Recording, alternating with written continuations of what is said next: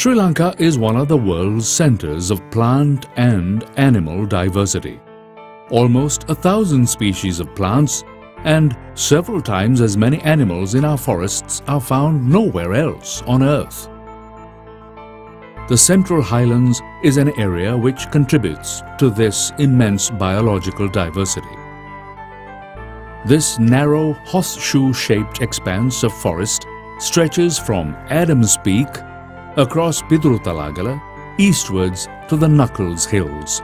So unique is the biodiversity of this montane region that 2 years ago UNESCO declared it a World Heritage Site. This forest extends almost from sea level to include the island's loftiest peaks.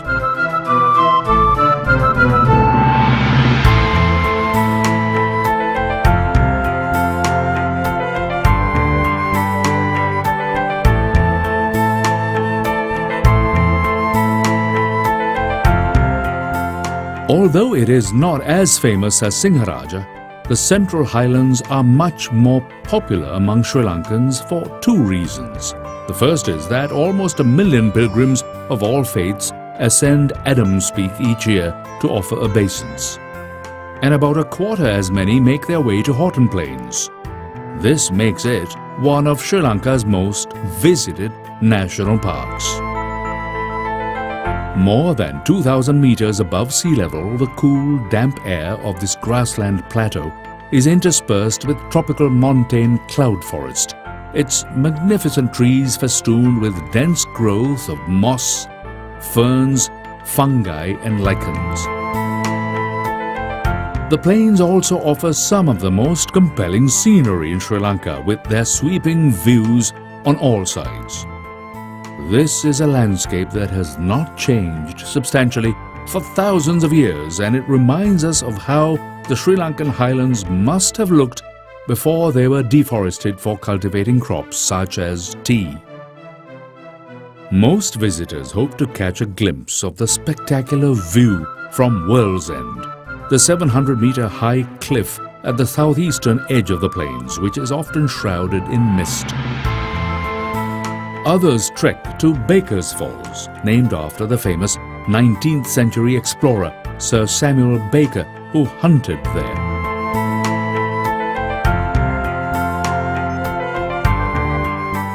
Others visit the plains to watch birds.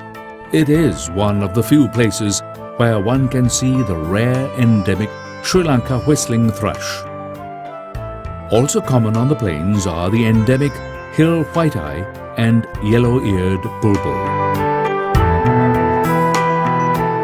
The recent history of the plains commenced with their discovery by Europeans in 1834, following which they were named for the then governor, Sir Robert Wilmot Horton, who incidentally was also the founder of Royal College, Colombo.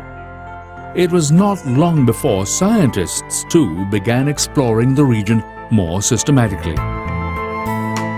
The Horton Plains are a unique wilderness where the clouds meet the ground to provide a perpetually damp atmosphere for trees and grasses.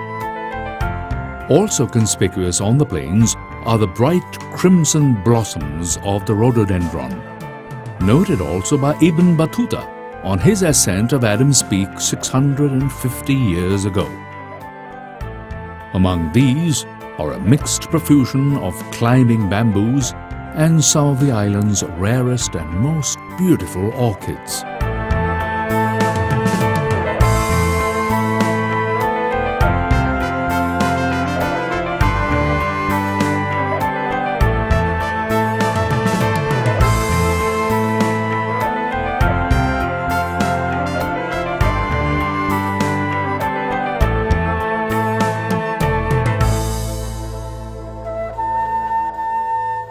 But it is not just the large and colorful plants that make Horton Plains so fascinating to botanists.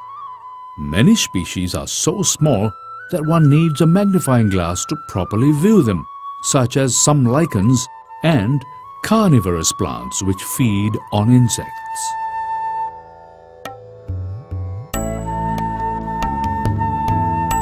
It's not just flora which abound.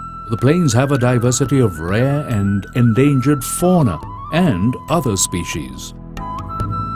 Minute freshwater shrimp, crabs, snails, and small mammals.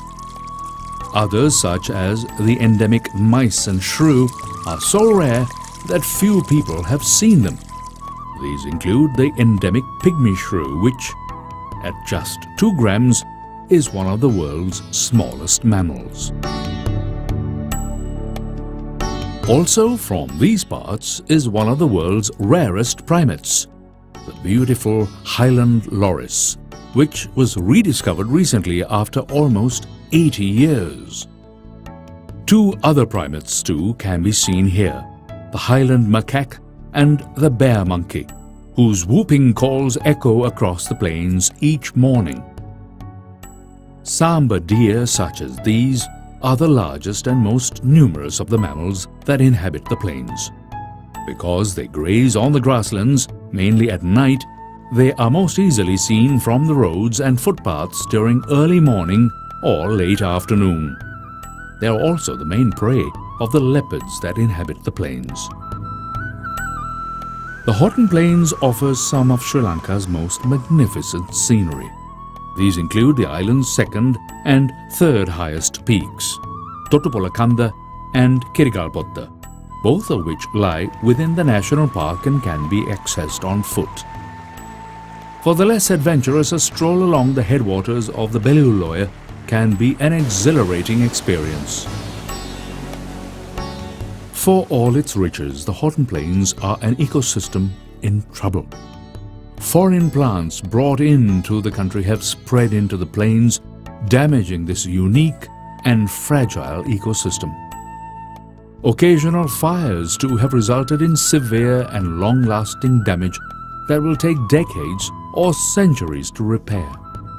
Perhaps worst of all, during the past 4 decades, scientists have noticed that thousands of trees are dying for no apparent reason.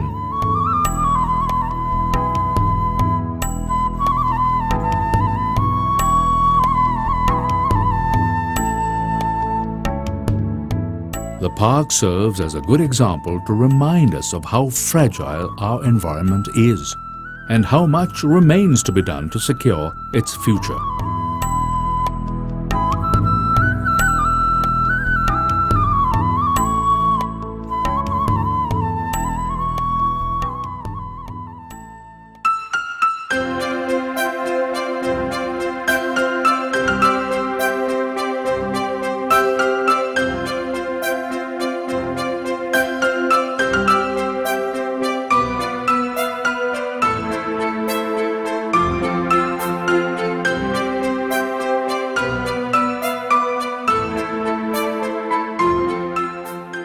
As Sri Lanka's most visited national park, the Horton Plains is both unique and special. We need to do all we can to conserve its riches for future generations.